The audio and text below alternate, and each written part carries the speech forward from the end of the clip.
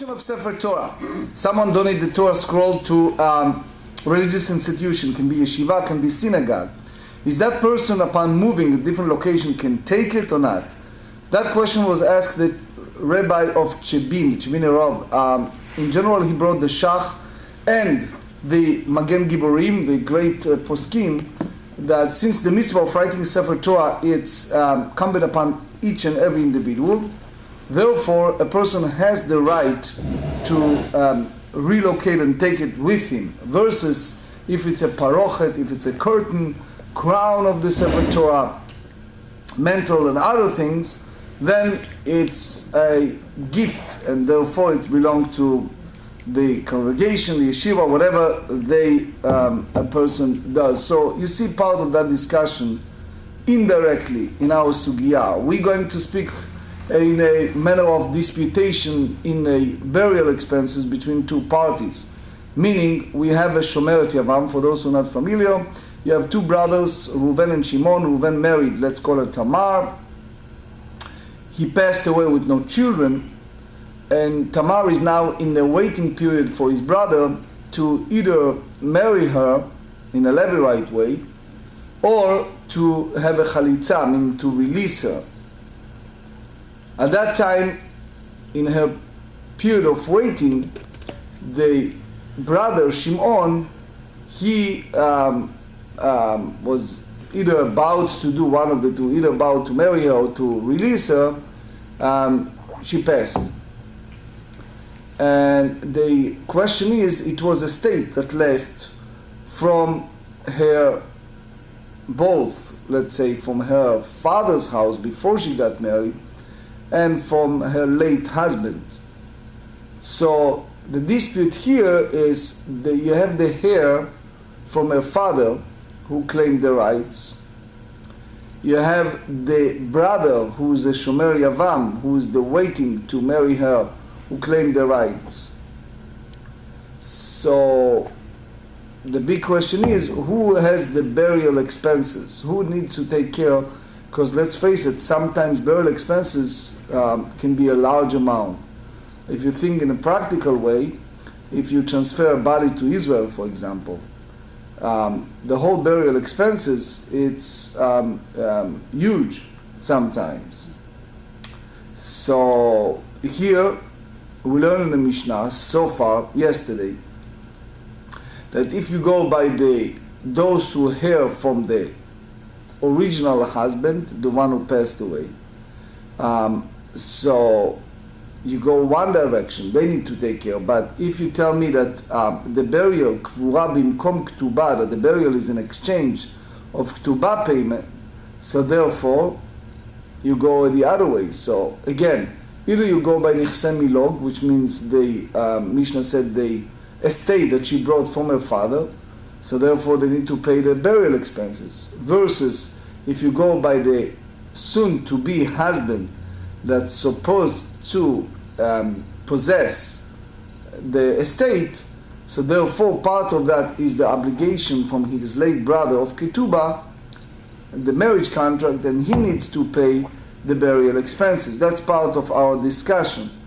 In general, the idea of the Yavam, the brother, the surviving brother, taking upon himself the obligation of the Ketubah, the marriage contract of his late brother who passed with no children, is part of that discussion. How far is the obligation of the Levirate marriage, the brother, is incumbent upon the new one? How far he has transferred the obligation? No comparison, but just to enlighten people who are involved with real estate, right? There's one of the issues is transferring mortgages. If you have a Fannie Mae or you have other mortgages in the big corporation or banking corporation involved with government, and they give those big residential building or mixed commercial and residential a low rate loan for long term. So upon repossession or purchasing the property, part of the heavy negotiation, if the lender, which is the government in that case, if it's a Fannie Mae, for example, they give a special term and conditions, and if you want to pay it off, you need to pay all those fines and all those breaking the loan earlier. And to get a new loan, it's much harder, especially with the term and conditions. So you take the obligation, in a sense, if you're purchasing as is, all that loan headache that involved with governmental loan, at least in part. So that's resemble the same question here with the surviving brother, not only the burial expenses, but also to take the whole general term of the Ketubah, the marriage contract obligation from the deceased brother, if this is incumbent upon the marriage, the Levirate marriage of the newly brother. It's a good example. We're getting close to the Chag HaShavuot, the festival of Shavuot. You see the story of Ploni Almoni, Tov, versus Boaz, who married Ruth, that originally he wanted to marry Ruth. You remember that story? But then when the court testified him and asked him, you know that it's not just marrying this beautiful Ruth, it's also redeeming the estates of the late Elimelech and involved with all their responsibility, and the person backed out. Another phase of our discussion today, Mitzvah Hashem, is the idea of paying off a loan in a premature time by halakha. As you know, when you're taking the modern days loan, part of the small printing in those loans is if it's a fine or paying off earlier, if it's any extra payment for that. There are different companies, different lenders, right, to do the prepayment penalties. What? Prepayment penalties. Thank you, prepayment penalties. Yep. So imagine Reuven borrow 100 grand from Shimon, and he sees Shimon on the street, and he said, "Oh, I have the money for you." And Shimon said, "Well, wait a second, I'm now in the shuk, in the market. I don't want to carry cash on me." Right? Right? So what does that mean? Can he impose on him or not? Or if Shimon knows that the currency is going to change, meaning he knows that the currency, if it's a euro, dollar, or whatever it is, it's about to fall down, or etc. Can Reuven impose upon Shimon returning the loan, especially if it's a prepayment of the loan? How you treated checks in halakha? If you have a check, because checks can be stopped by the other party, can be a lot of things. Sometimes vendors or grocery store owner or retail, others transferring, postponing check to other entities in order to get the merchandise. How you treat a check? You treat a check as it's already money is in your domain, or you treat the checks that it's not. So again, that's part of our obligation. So where we are today, we're going to study page 81, but we are on the bottom of page 80b, which is 5 lines from the bottom of the page. Ibaya leu shomeret yavam shemeta mikov ra. Here the question, dilemma, that's very much connected to the Mishnah we studied yesterday. When you have a surviving wife that have no children, and she's waiting for his brother to either levirate or release her with chalitza, and she in between passed away, who has the burial expenses, the responsibility? Why? In Jewish law, the heir, the inheritors, has the obligation of burial expenses. She have two type of heir. She have her family, meaning the heir of the father. And remember that we mentioned earlier that there is issues with nichsei milog. For those who are not familiar, nichsei milog is the estate that she brought originally from her father's house upon marriage to her first husband, versus the heir of the Yavam, of the soon-to-be husband. As the Mishnah said, can we sub the payment of the marriage contract, the Ketubah, by paying partially or fully for the burial expense? So the Gemara said, Yoshei habal kavrele, the heir of the husband, meaning the Yavam, the one who's soon to be husband, need to bury her, the Kayar take Ketubah, since the inheritance her Ketubah. So remember, the Ketubah carries the marriage contract two entities. One is the essence, the Ikar, and one is the tosefet, the additional part of the Ketubah. So, according to Beit Hillel, if you remember we studied it, Nichsei Tzon Barzel, which means the principle of estate that she brought, the Yavam, the soon-to-be husband, he inherited that. That, the way Tosfot and Rashba tells us. So according to Rashi, the view of Rabbi Yochanan is that it's included that estate, that it's all wrapped up under the title of Ketubah, marriage contract. So that's one avenue, or Dilma. However, there is another phase to that can be the other way around.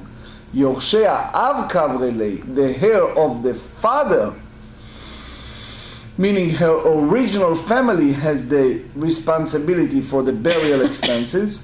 The Kayartei Nechasim Anichnasim Veyotzim Ima. If you remember, we have two different categories. One, it's called Nichsei Tzon Barzel, and one is Nichsei Milog. Nichsei Milog means that all that estate that come and goes with her, they inherited them. So when it's called Nichsei Milog, it's her. Even according to Beit Hillel, that holds that the family member inheritance also Nichsei Tzon Barzel. That's the way Rashi said. But Tosfot said the reason we mention here the Gemara Nichsei Milog because that's according to both views. So in order to reconcile this predicament, the Gemara bringing a proof to that discussions. Amar Rav Amram Tashma, come in here. The Tanya. Shomeret Yavam Shemeta.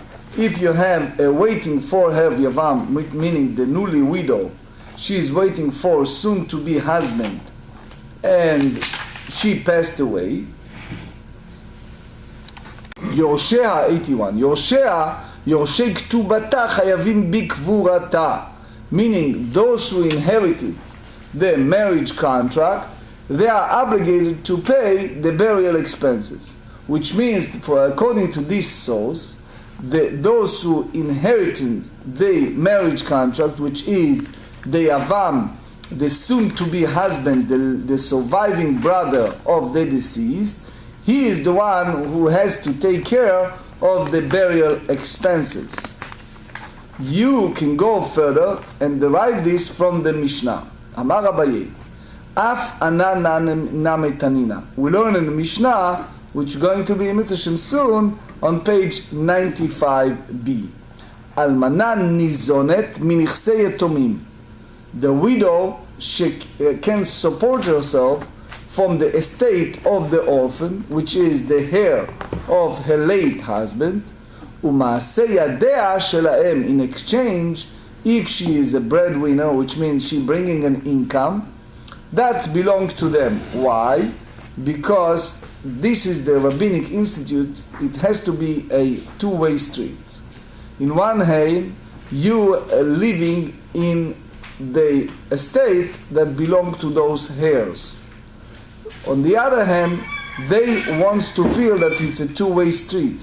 So her income go to her, ve'ein chayavim bikvuata. Since they're not inheriting her, so they need to pay the marriage contract expenses to her,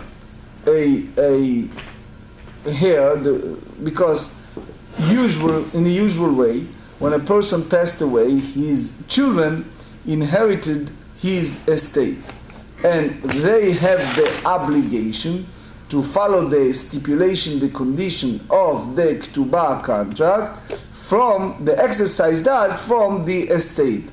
Part of the Ketubah contract is as long as she is living with a state of being a widow, and she is not in a position of marrying someone else, she entitled to collect her living from the estate of her late husband.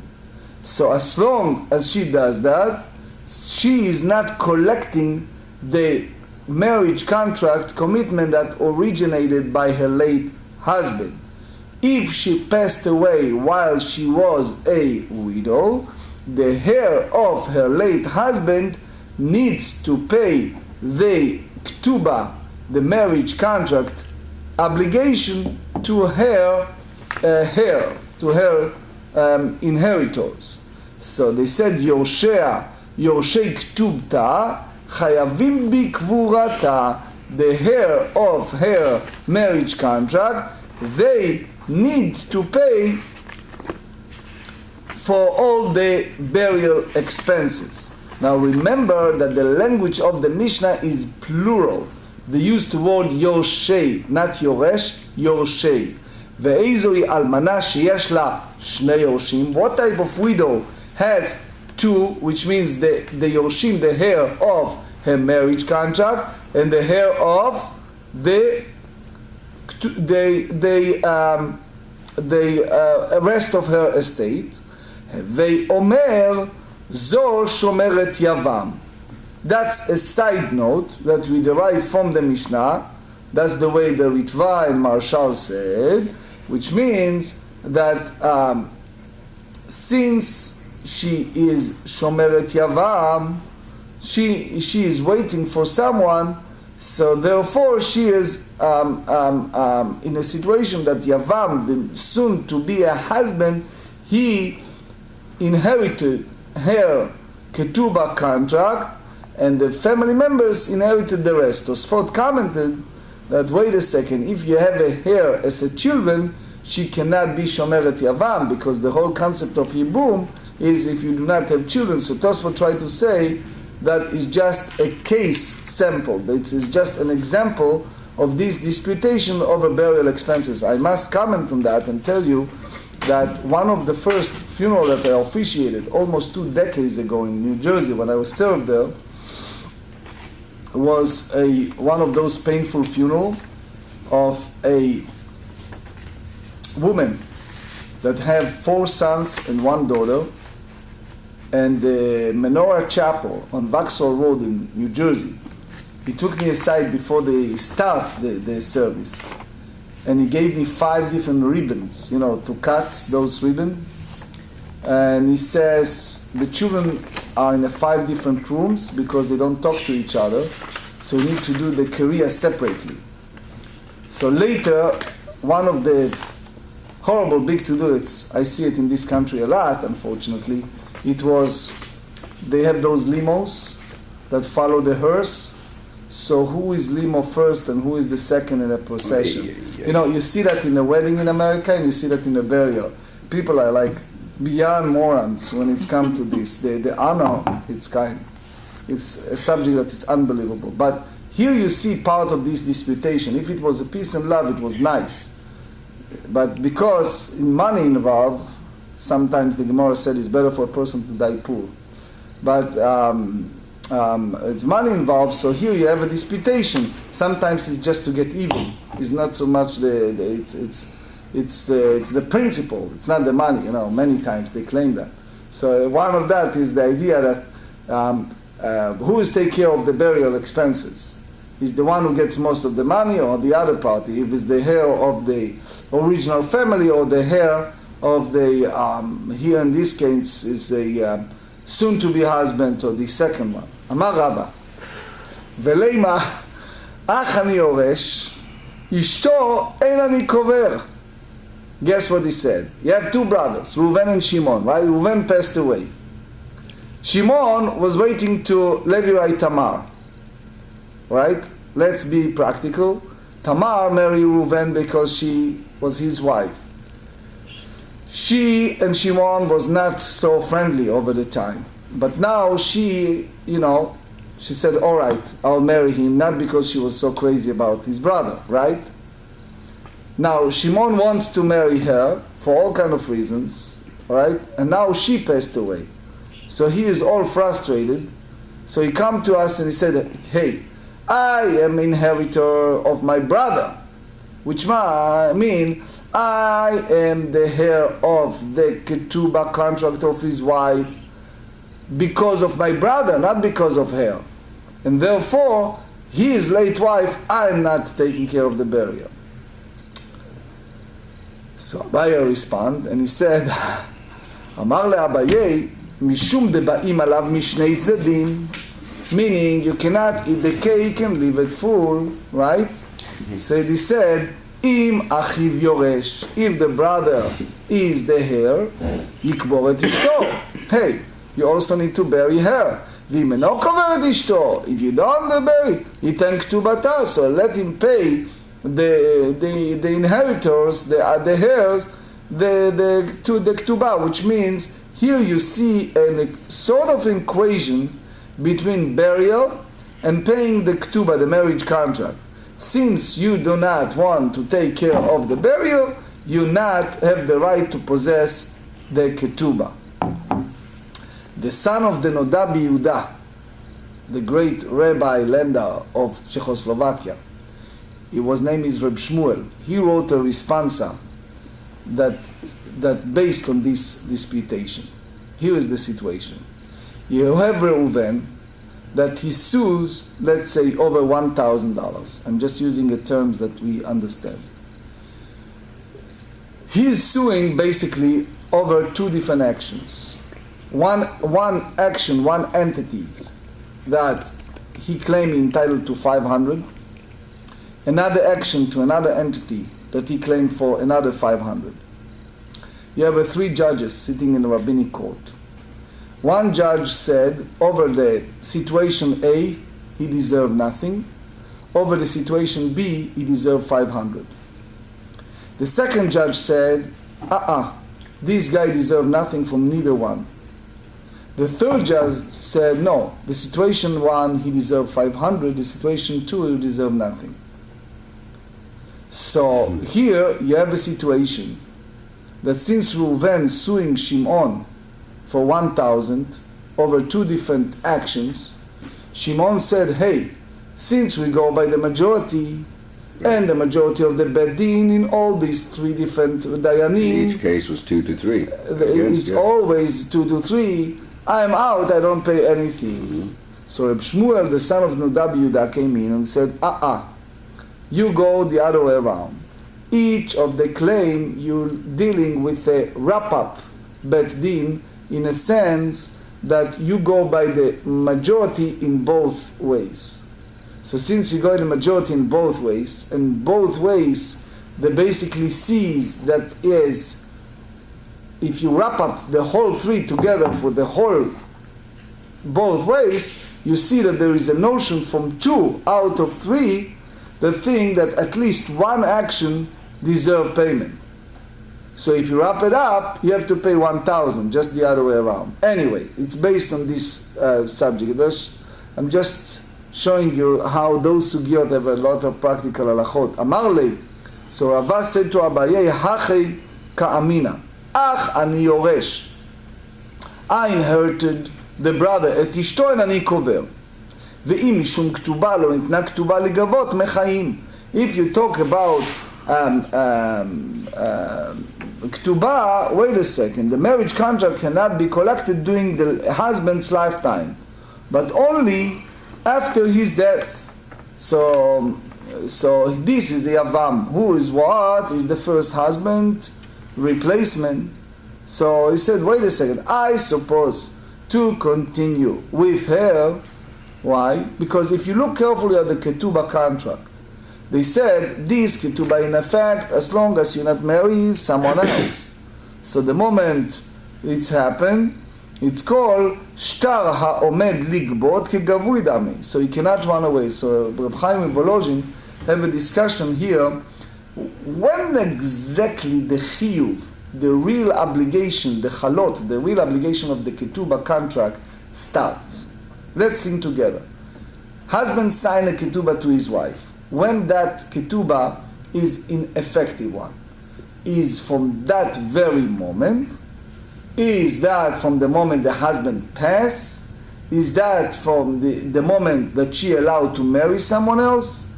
What exactly the execution of the Ketubah, the fulfillment of Ketubah taking place? By practical halacha. It's a Reb Chaim Volozhin have a long responsa over that based on this sugya. Man shamat le'di'it le midrash Ketubah. Who did you hear? Who is of the opinion that one expound the marriage contract and infers halachot from its exact language, like expositions from the Torah. Bet Shammai. So the Chatam Sofer, the great rabbi in Europe, in Hungary, he have a responsa to Hever Kadisha. This is real heavy stuff, but again based on this. It was a very wealthy individual in the community who was unbelievable miser, a real greedy individual. So he passed away. So the family members wants to bury him in the expensive site of the cemetery. In those years they have a different sections in the cemetery. For example, people pay more to be buried close to the Torah scholars. People pay more to have some worn out sacred books buried with them. People pay more to have a special monument, etc., etc. It was a different section, and that's the way the Hever Kadisha, the sacred society, who is based on volunteers, collect money for the community fund, for the community needs. So the Hever Kadisha came to the family, and they said, all right, you want to bury him over there, it's cost, and they give a number like huge, way more than average. So they sued them. They took to the Chatam Sofer, the family, and they said, it's not right. So the Chatam Sofer asked the Hever Kadisha, what's the story? So they said, look, we are here to help the community. This guy never helped anybody all his life. We don't say we're not bury him. We're going to bury him. But there's different section. It's close to the back, close to the fence in that area for people who are not so great, right? Unscrupulous people, all these people. We can bury him over there. The family wants to bury him with all these fancy places. Let them pay heavy duty.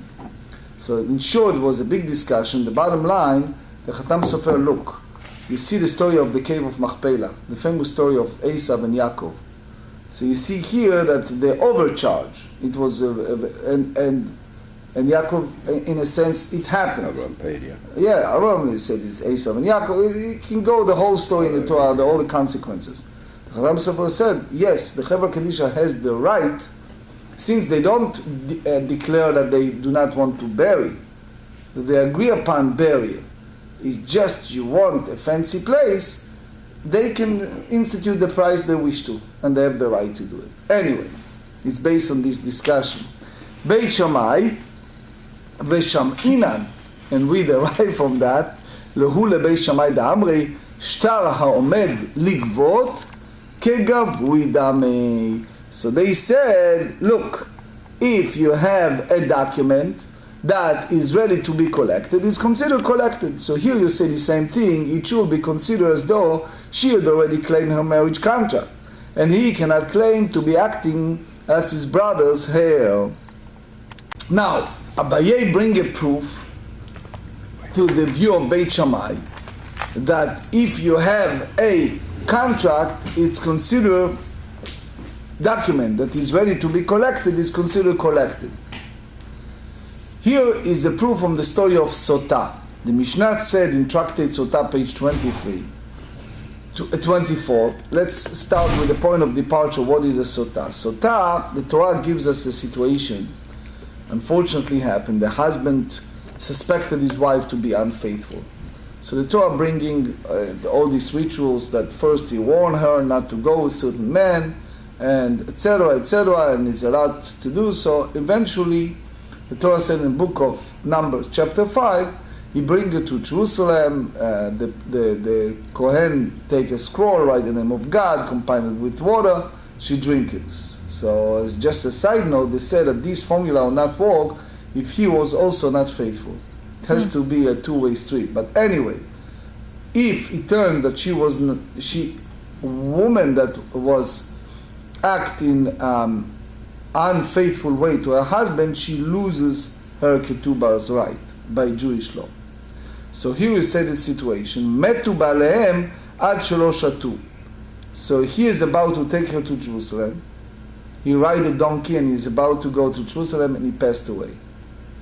So now he has a marriage contract with her, the Ketubah, which involved a lot of money, but here he suspected her she wasn't faithful, and if it's true, then she lose the Ketubah. So Beit Shammai אומרים נוטלות כתובה ולא שותות. Beit Shammai said, forget it. Let the widow, the newly widow, collect the Ketubah, and she doesn't need to drink the water. ובית הלל אומרים, או שותות, או לא נוטלות כתובה. בית הלל said, look, if the husband wasn't suspected for them, you're right, but since he was in that notion, therefore they give them an option. You feel you're free and clear, and you want to collect the Ketubah, pick and choose. Either you're not collecting the Ketubah, or you drink, and then you collect the Ketubah. Anyway, so the Gemara said, or shotot is option. The Torah said clearly in Book of Numbers, chapter 5, the husband, the husband needs to bring his wife to the Kohen, and that's not in effect. אלא מתוך שלא שותות, because the husband passed away and they do not drink the water, לא נוטלות כתובה, so they cannot collect the Ketubah. So בית שמאי אומרים נוטלות כתובה ולא שותות והמאי ספק ההוא. This is not clear. And ספק זנאי, ספק לא זנאי. You don't know if they are faithful or not. וכעד הספק מוציא מדי ודאי. We have the rules that מוציא מחברו עליו הראיה. If you want to collect something, you have the burden of proof. So how come? So said, כסבו בית שמאי, שטרה עומד לגבות, כגבוי דמי. So they said that the Beit Shammai hold that if you have a document that is ready to be collected, is considered collected. So the assumption is that these women, as they have the right to the husband's possession in the evaluation of the Ketubah, so therefore those here, it's considering those who wants to collect fund from those, and they cannot make it just because it may be they are not faithful. So the marital said, if a person writes a will, in the will he said, my daughter, you have sons and daughter, he says, my daughter, I wanted to keep living in my house. So now you try to execute the will. And you said, what did he meant? Because he wrote in the will a general statement. My daughter can live there. Can live there meaning what? If she wants to move, can she rent it? Can she sell it? Or she have nothing? What exactly? The same manner it's here in the Ketubah. What, how you treat it? V'habi'inan, in order to have it as a collected Ketubah, כשתינשאי לאחר תתלי מה שכתוב לכי ולקה. When you marry someone else, another, so you can take which is written to you, and this is not the case here. Why? Because the Yavama may not marry anyone else before she take part of a chalitza. So how then can the two claims come upon him the way that Abaye said it? So Amar Rav Ashi, Yavam name ke'acher dame. We treated Yavam as someone else, which means since the passing of the husband allow her to go ahead and marry this brother, so it means that that's execution of that condition.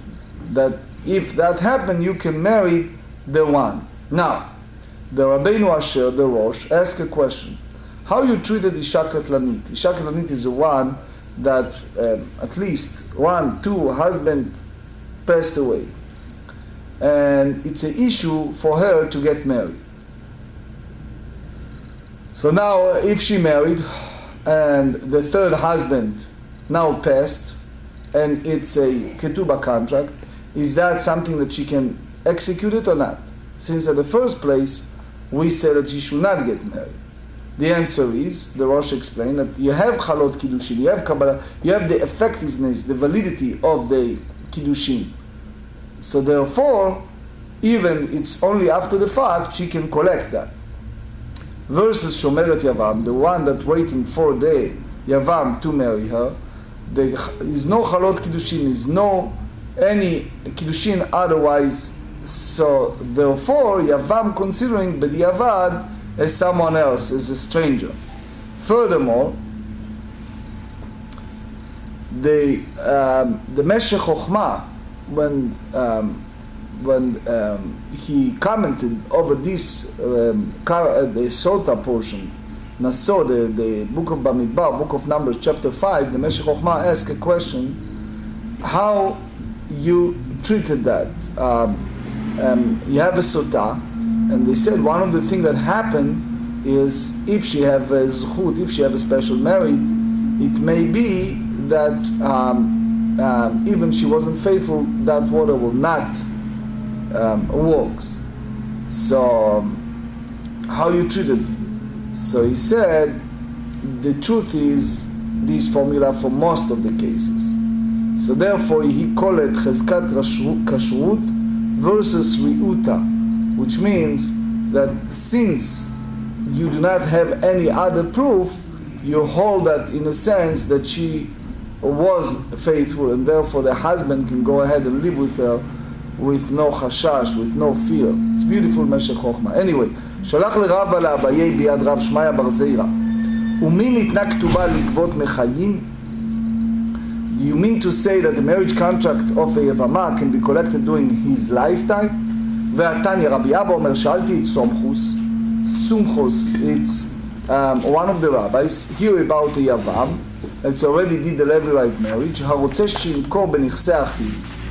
So he cannot do that without her consent, the estate of his late brother. כיצד הוא עושה? אם כהן הוא יעשה סעודה ויפייס, if he's a kohen.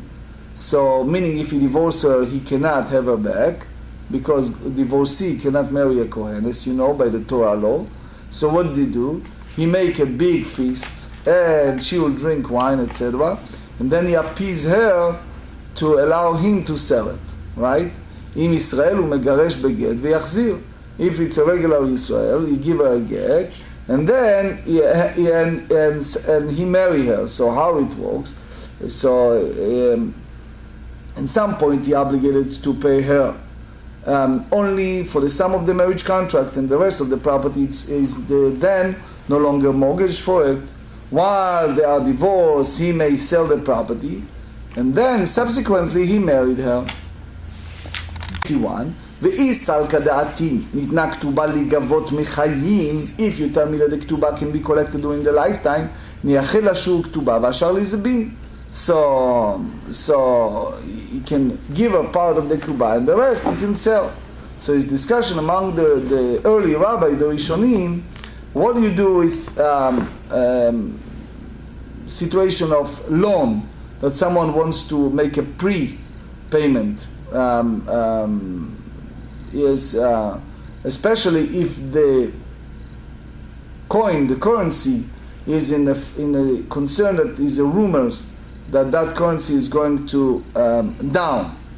So that a person needs to can impose upon someone to accept the loan, accept the payment, the early payment of the loan, or not. It's a discussion among the rabbis based on this sugya. So, meaning here the Ketubah of Yavam cannot be collected while he's alive. אולתא מחלט טוב המתניתין לא יאמר לה, הרי כתובתך מונחת על השולחן, אלא כל נכסיו אחרים לכתובתה. Which means he should not dedicate certain estate from now to collect the money of the Ketubah in order for him to sell or to eat the rest of the estate that he left from his brother. But he needs to put all these estates that he inherited from his brother as a collateral for her marriage contract, and he cannot sell or get rid of them. So the Gemara said, if that's the question, why Rabbah challenged Abaye from this Braita of Rabbi Abba and not from our Mishnah? So the Gemara said, Hatam, in regard to that Mishnah, Eitzat Tova Kamash Melan. He gives him a very good counsel, a good advice, that it's not a good idea for the Yavam to dedicate some of movable estate in order to collect, to pay for the Ketubah contract, because if those movable estate will be lost, he this put the Yavama without Ketubah. So that's the way Rashi said. And based on what we study on page 57, a person cannot live with a woman without Ketubah, So therefore it's a good advice for the Yavam not to dedicate a movable object to be a collateral for the Ketubah contract, but he should put the entire estate of his deceased brother as a general collateral for the Ketubah contract. So here you see two different avenues. Good morning, Dr. Friedman. One is Rashi, who speaks about the new Ketubah, and the other one is Tosfot. Tosfot said that the whole idea of Ketubah is שלא יהיה קלה בעיניו להוציאה, that the man should not be light-headed in order for him to be serious over issue of divorce. He should think several times before we do it. So that's the whole notion involved in this Ketubah. Should I say to you good yontif today? Anyway, if you don't say so, say for the קטן וכי לא יאמר אדם לאשתו, הרי כתובתך מונחת לך לשולחן. Here the Ketubah, it's over there, אלא כל נכסיו אחרי כתובת אשתו, היא באה לזמוני הכנה מלומץ מזבין. אלא עצה טובה כמשמלה, הכנה לעצה טובה כמשמלה. So therefore, you cannot prove from this Mishnah that the Yavam cannot do that if you wish to. He can sell or eat the rest of the estate that left from his deceased brother. אלא Rabbi Abba Kashya, because he said during the lifetime of Yavam he cannot collect it, which means you cannot do it his lifetime, so therefore the Yavam cannot allocate certain estate to be as a collateral for the Ketubah. The Rabbi Abba, the Gemara responds, the Rabbi Abba name lo kashya, mishum eiva, due to enmity. If he were to set aside a certain portion for her marriage contract, she will perceive it as a sign that he desires to get rid of her.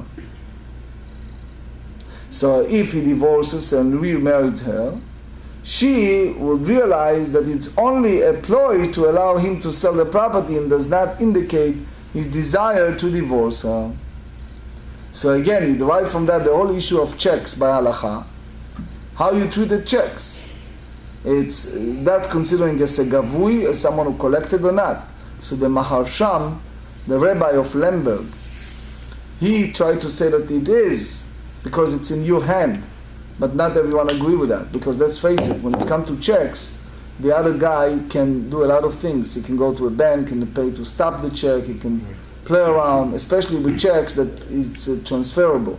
Anyway, Hahu Gavra, here we talk about case that the Yavam sold estate of his late brother. So fellow the Nafla Yavama bepumpedita.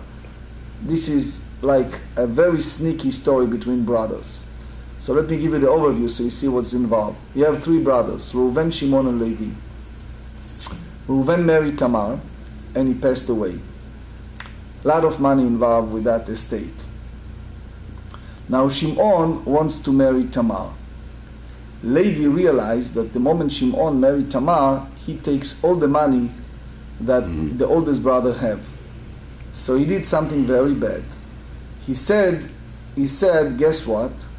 I'm going to write a get to her as the youngest brother, which I'm next in line, and throw it to her, and then she will be a divorced woman. And the moment she will be a divorced woman, my oldest brother cannot marry her, and in this way, I will have part of that estate or all the estate, or at least part of the estate, depending how you look at this. His brother heard about it, so his brother tricked him back, and what is like Yaakov and Lavan, right? So he tricked him back, and he said, guess what? It's going the other way around. I'm going to marry her, and I'm going to split with you part of the estate, right? Either I have a choice, either we split, or I basically do a chalitza, and if I do chalitza, then we can split the estate, right? Because you're next in line, etc. So who gabra nafle yavma bepumpedita? So there is the oldest brother that you go by the oldest. It's the first one in line to collect the yibum. As we study in Yavamot 24 and 39, the oldest brother is the first in right that they have the obligation or the privilege to marry the Yavama. Bayachu al-mifsela begita minei. Right? So the sages said that if he gave a get, so it's no longer, it's prohibited. Regardless if one who give the get is the brother, or as we study in Yavamot, page 50, is youngest brother. Amar Lei, the oldest brother, said, Ma da'atich, what do you think? Why you don't want me to marry her, to do Yibum with her? Mishum nichsei. You worry about the estate that left from all the... I love her, I want to marry her. You wanted to for the estate? Guess what? We make a separate contract that the estate that left from the oldest brother we're going to split. Which means even I'm going to marry her and I'll be entitled to a estate, I'm not going to take everything. We'll split it like I did a chalitza to her, and therefore we split it equally. But it was all tricks between them, right? So Amar Rav Yosef, Kevan da'amru Abanan lo lizaben. Since the sages said no, the Yavam cannot exercise a right to sell the estate of the deceased brother as long as she is in a waiting period for Levirate marriage, Af al gav dezavin, even the Yavam went ahead and he took that estate because he was afraid that his brother is going to give her a get. So he took the estate of the oldest brother and sell it. Lo haves vinas vinei.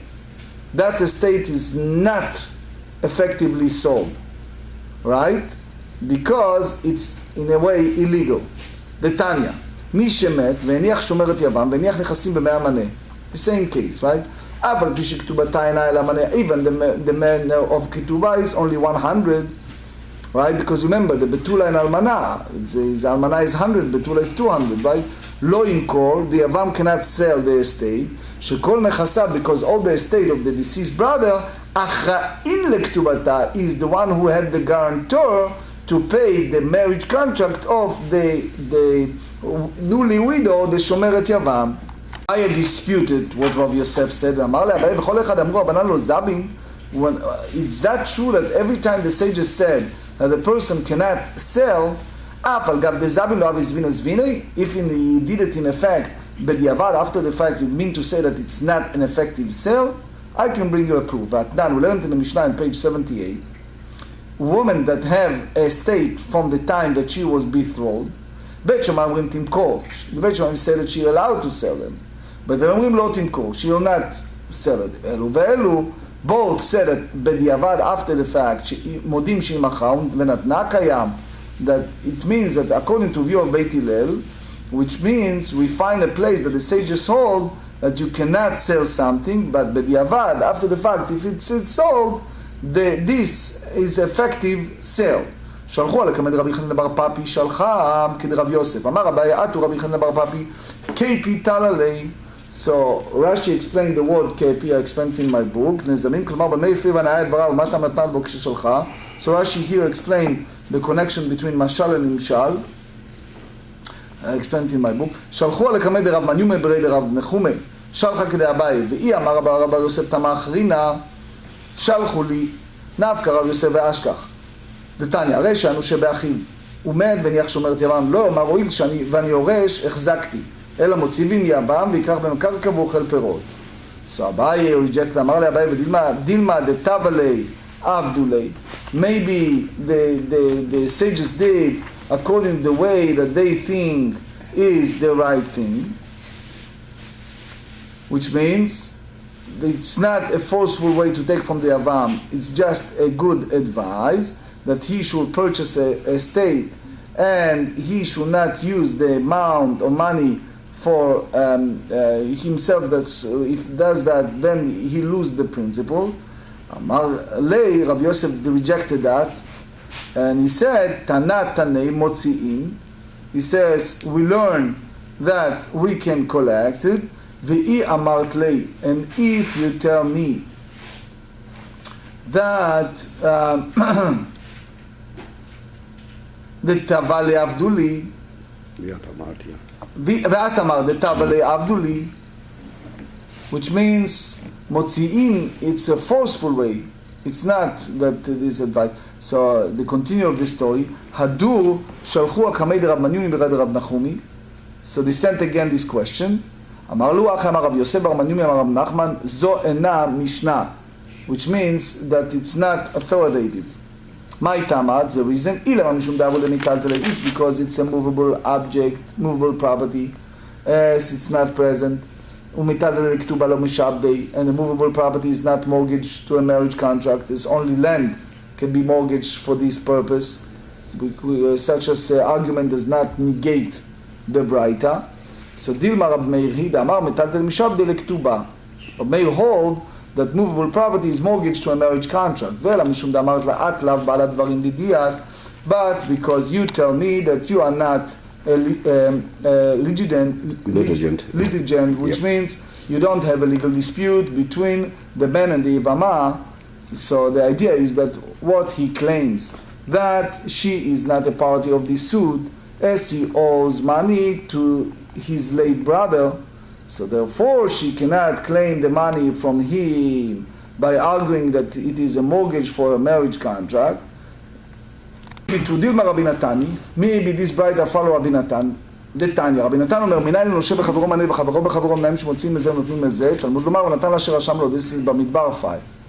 אלא, לא אשכח נתנה דמחמיר תרי חומרה בברייתא.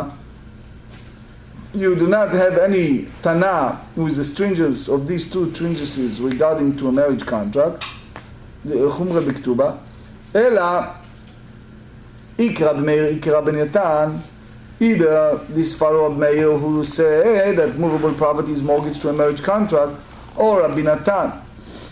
So they said, so since no one accept both of these stringencies, and yet in this braita can be explained only by the combination of two opinions, it must be therefore rejected as a braita that it's not authoritative. Amar Rava, im ken aynu deshamanu le'abayda amar zo ena Mishnah. So now we understand that this is not Mishnah that they teach by the Sefer Ledanamai, so I don't know the reason for that. So therefore, this teaching should be dismissed. But he subsequently realizes that Abaye, what Abaye was saying.